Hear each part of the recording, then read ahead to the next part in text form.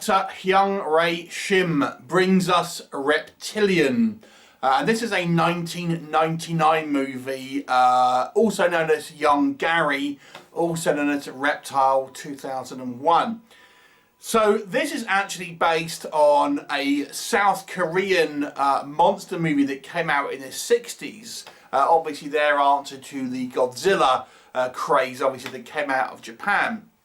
And then we of course had the American version of Godzilla in 1998, and as such we got a few kind of lower budget mockbusters. So Korea decided to essentially remake their own Yonggary kind of kaiju monster movie with this kind of updated version. But it was made to really capitalise on Western audiences.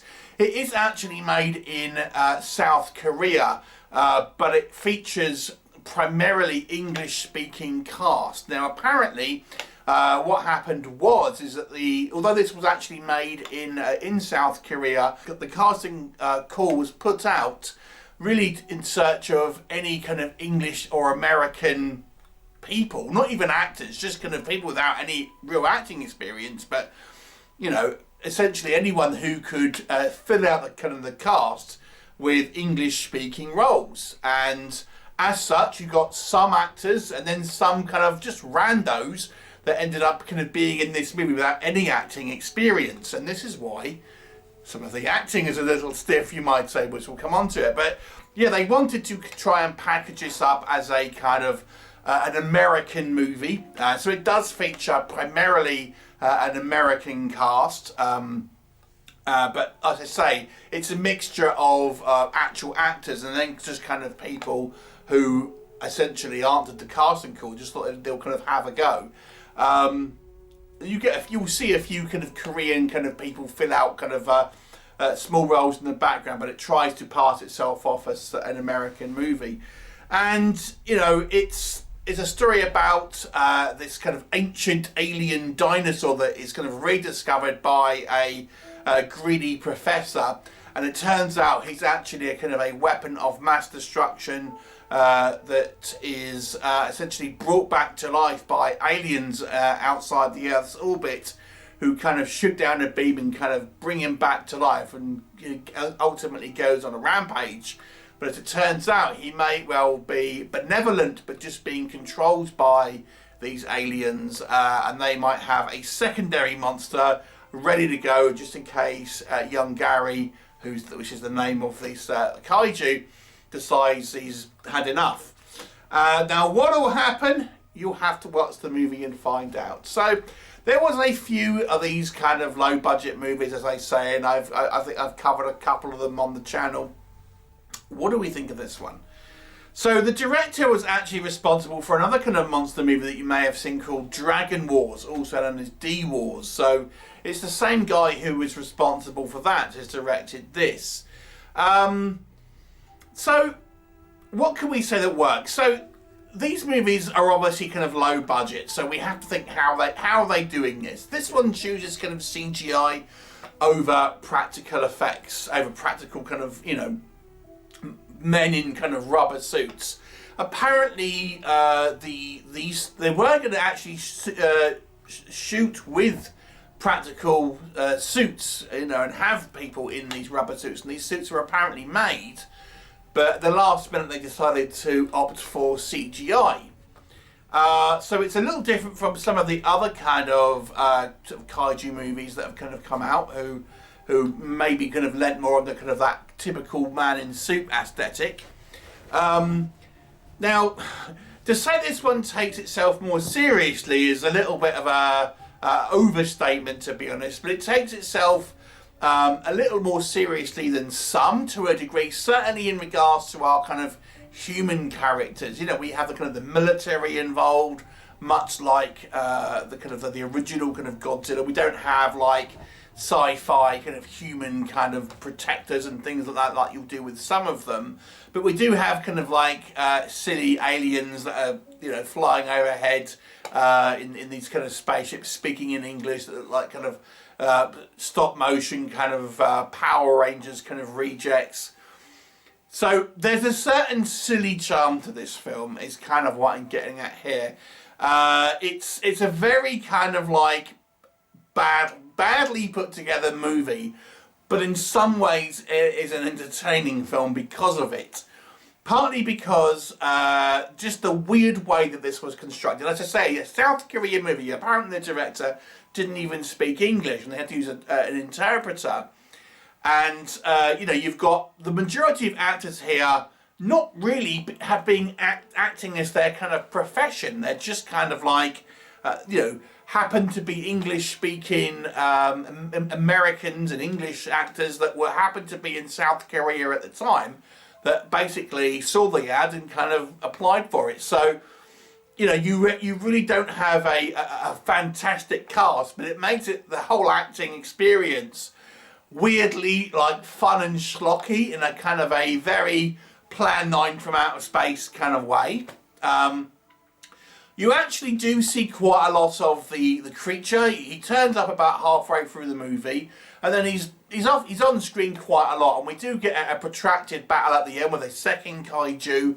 But until then, it's lots of kind of like you know, destruction of you know, various kind of cities and things like this. Some of the cities are practical, but there's a mix of kind of CGI in there as well. And then we get the humans trying to fight him with various kind of like, you know, jets and jetpacks and things like this.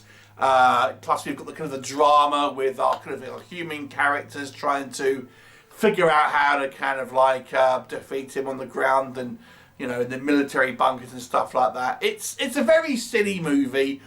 If you like silly, you know, kaiju movies, it maybe doesn't have the charm as some of them, because it, as I say, it tends to use CGI effects, we'll come on to again. And I think that loses some of that kind of that charm that maybe you would have seen even in the kind of the lower budget kind of versions of these films that we kind of would have seen. But yeah, it's a fairly action-packed movie to give it some credit. And like I said, there are some elements where it takes itself a little bit more seriously. We do see a variety of deaths on screen. You know, people get kind of blown up in fiery kind of explosions, and we actually do see the kind of like, you know, in the flames, their kind of flesh gets stripped from their body and things like that. So it is a little bit more, I don't want to say gory exactly, but a little bit more violent than some of these that try to aim for a slightly more of a kind of a family-friendly movie. I recently reviewed Kra, and that was really a like a family movie. Whilst this one, as I say, there is, even though it's certainly not a gory movie, it definitely has, you know, we see more deaths on screen and things like that. You know, people getting stood on and stuff. So it's a little bit more violent, and as I say, we have a lots of kind of discussions and kind of dialogue sequences with men in suits, you know, from the Pentagon, air quotes, discussing what to do and things like that. So it tries to have that kind of more dramatic element as well, you know. So it's a little bit of a mixed bag. I mean, the Yonggary design looks kind of quite fun. It kind of looks like a kind of Godzilla with armor to a certain degree. You know, he's shooting kind of like flames and fire breath and things like this. And we have various kind of, as I say, you know, helicopters and jets fighting and things like this. Yeah, I mean, but what? I mean, I can't say too much good things about it because it is not a good movie. I just think it has a kind of, it does have a very sort of silly, fun, ironic watchability to it, however.